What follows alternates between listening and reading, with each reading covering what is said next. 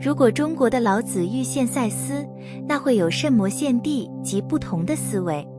如果古代中国哲学家老子 Lao Tzu 遇见了现代的赛斯 Seth， 这将是一个极其令人惊讶和不寻常的情景。老子所代表的道家哲学和赛斯所代表的观点有很大的不同，因为老子生活在古代中国，而赛斯是一位当代的西方灵性作家。老子注重无为而治，追求自然和谐，他强调人应该与自然合一，遵循自然法则。他的思想著作《道德经》探讨了个人修行、道德行为和社会秩序等议题。赛斯的思想则源于他透过美国灵媒杰恩·罗伯茨 Jane Roberts 所接收到的信息。赛斯提出了许多关于意识、实相、个人创造力和宇宙的观点。他强调每个人都是自己现实的创造者，并且意识可以超越物质的限制。如果老子和赛斯碰面，他们可能会对彼此的观点感到相当惊讶和困惑。老子可能会认为赛斯的观点过于强调个人创造力，而忽视了人与自然的和谐关系。老子可能会强调人应该顺应自然的法则，而不是仅仅追求个人的权利和创造。赛斯则可能会对老子的无为而治的观点感到困惑，因为他认为每个人都拥有无限的创造力和能力，可以主动地改变现实。他可能会提出关于意识和个人创造力的观点，并认为这些要素在影响个人和社会的运作中起着更重要的作用。这样的对话将是一场跨越时空和文化的对话，可能会产生深刻的思考和洞察力。透过这种对话，老子和赛斯可以相互学习，探索彼此观点的异同，并寻找可能的共通点。这样的对话将有助于拓宽双方的思维和视野，激发对生命和宇宙的更深层次的思考。他们可以讨论关于人的存在意义、宇宙的本质以及个体与整体的关系等深奥的哲学问题。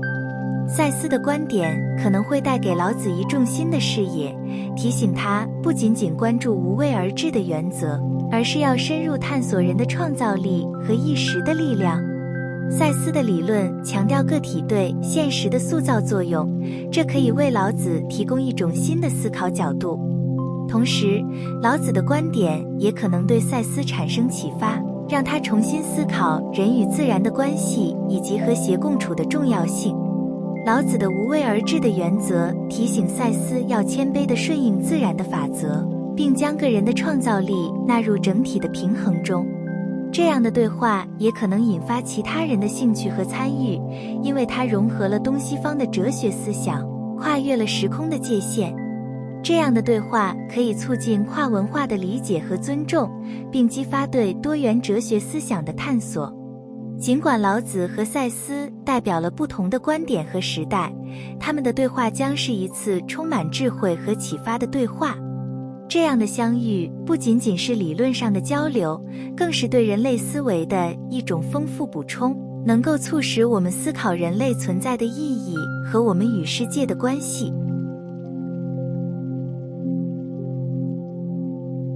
就宇宙观来说，在宇宙观方面，老子和赛斯的观点可能存在一些差异。老子的宇宙观强调自然的法则和道的运行，他认为宇宙是无穷无尽的，包含住无所不在的道。他主张人应该顺应宇宙的运行，追求与宇宙和谐共处。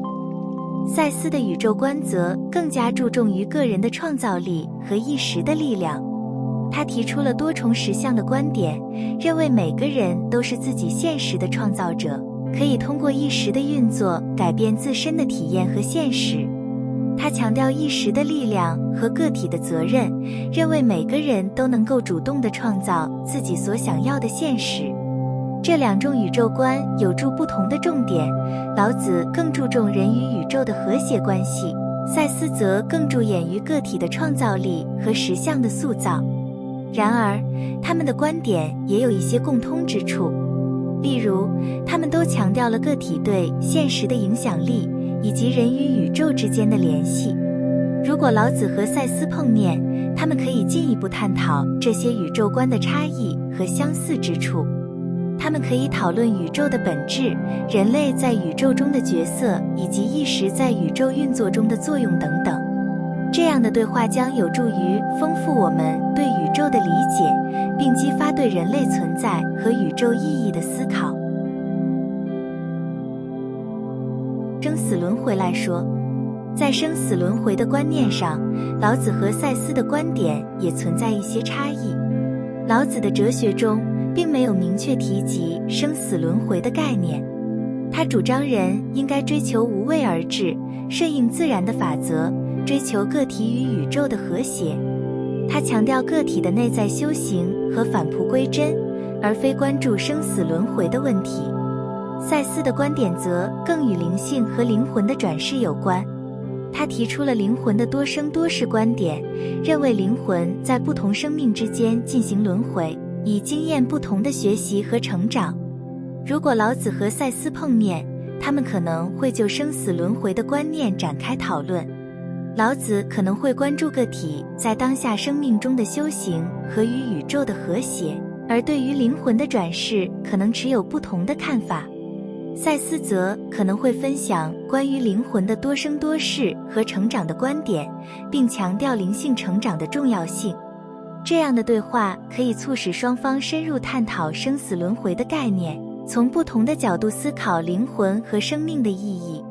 他们可以分享彼此的观点、经验和智慧，从而丰富彼此对生死轮回的理解。需要注意的是，生死轮回是一个涉及宗教和哲学的复杂主题，不同文化和信仰系统对于这个问题有不同的观点。在对生死轮回进行探讨时，应该尊重不同的信仰和观点，并以开放和包容的态度进行对话。